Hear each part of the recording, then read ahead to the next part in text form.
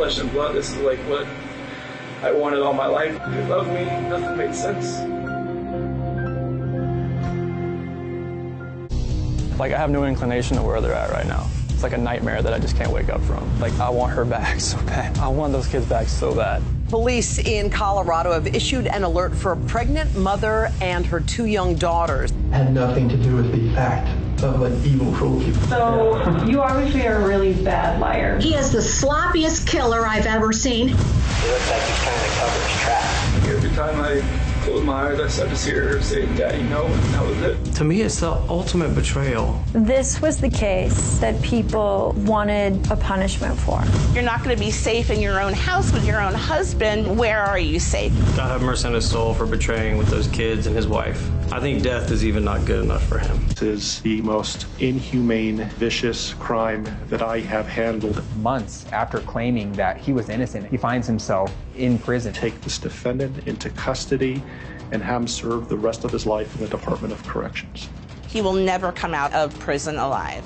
Even though Chris pled guilty to all charges, he never officially confessed to killing his children. And it haunted the investigators that they never knew what happened. If you're not being truthful about who took their lives, I just want the truth. We thought we would never hear from him again, but it was actually only just beginning. This is my flesh and blood. This is like what I wanted all my life.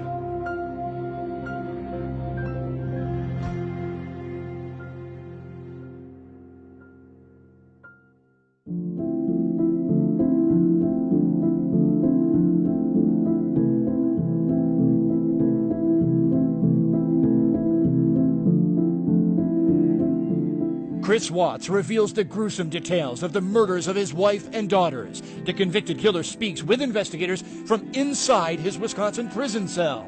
After being sentenced, Chris was taken to prison to Waupun, Wisconsin, where he's now at the Dodge Correctional Facility. Investigators from Frederick Police Department and CBI flew to Wisconsin and tried to extract another confession from him.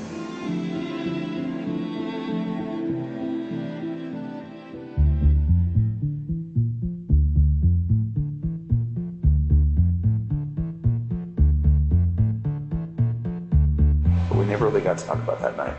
That's what happened. It was, me and Shanette, she got home like at 2 o'clock. I felt her get into bed, and I could kind of feel her kind of stirring around a little bit. I just had a feeling that she knew like what was going on. I don't even want to say it, I felt like I had to. I just felt like there was already something in my mind that was implanted that I was going to do it, and I woke up that morning, it was going to happen, and I had no control of it. I woke her up, and it's like, hey, we just gotta talk. And just like I told her, I don't feel compatible. I don't feel like this is gonna work. Chris wants to tell her he wants a divorce and he's having an affair. That's the first time that he ever admits to Shanann that there is another woman in the picture, is moments after she got home. And she's like, I knew there was somebody else. And she's like, never gonna see the kids again. Never gonna see them again. Get off. Don't hurt them again. That's when Chris gets on top of his pregnant wife and starts to strangle her. Strangulation is a very personal form of murdering somebody. Chris says Shanann didn't say anything. He claims she didn't fight back. Why do you think she wasn't fighting? I don't know. Maybe she was praying. For the scripture says, don't forgive these people for they do not know what they do. Maybe she was saying that. I don't know what she was saying in her head. Did I know I was going to do that before I got on top of her? It's kind of like I just saw my life just disappearing before my eyes, but it just like I couldn't let go. It was like somebody else, like if you picture somebody else around you, holding your hands, holding you, keep you from not letting go. And when she was gone, it was just like I didn't know what was going on.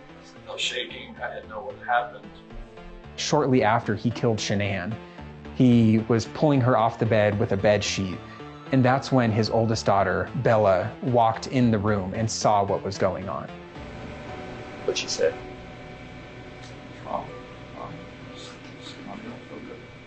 He wrapped up Shanann's body.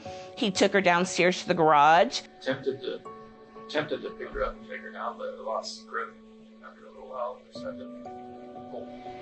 Did Bella see you do that? What was Bella saying? She started crying a little bit. She's like, "What's wrong, Mom?" And what'd you say that time? It's just a little bit. She's a smart girl. She know what's going on there. Mm-hmm.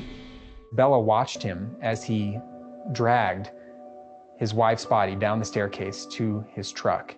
He loads Shanann's body into the back of his truck, and then his 2 daughters alive. And honestly, like I try to picture that whole ride, like it's like 45 minutes to an hour ride out there.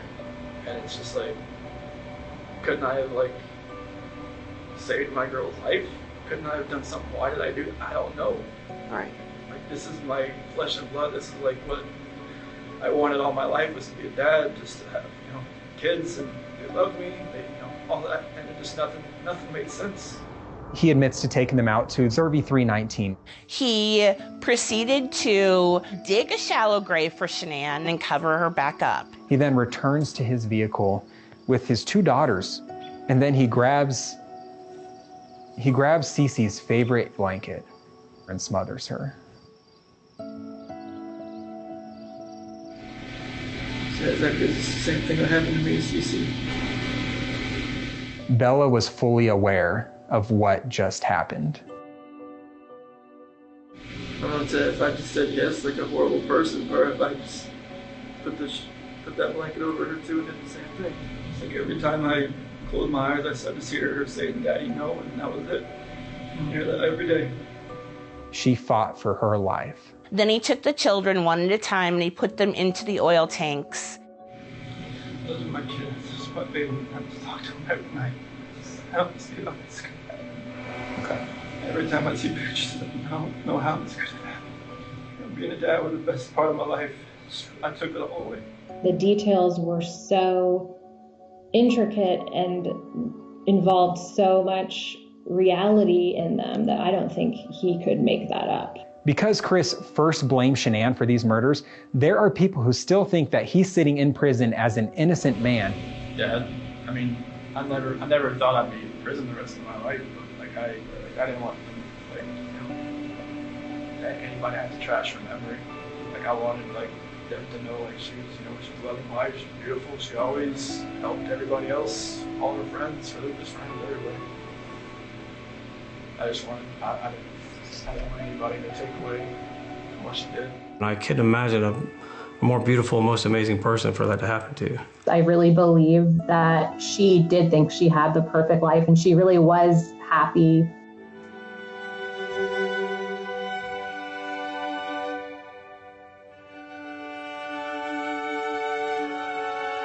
You go through the denial and you go through the why and the how and the nothing makes sense. How do you have closure when you don't understand it? We really need to get better as a society about honing our relational skills and learning how to deal with conflict, to deal with stress, to not brush problems under the rug where they get so big and so overwhelming that you can't come back from them.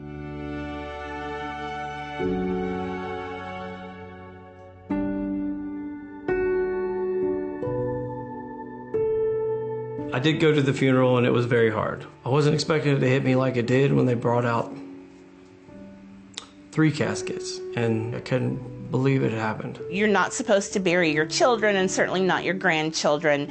I believe the Watts family, as well as the Rusek family, are not together mourning, but they're certainly mourning equally. Everybody buried their issues with one another. It's going to be incredibly difficult for the Rusek family and the Watts family to fully heal from this or move on from it. Ronnie and Cindy Watts, they were not ready for the impact that it was going to have upon them. This feels like it just happened every day. And I do think that we're all 5 seconds away from choices that are going to lead us down a path to make us or break us. Chris Watts was your all-American dad with everything any man would ever want. Now he's sitting in a cell, convicted of the murders of everything he once loved. Shanann was buried as Shanann Rusek. They're all together finally in North Carolina.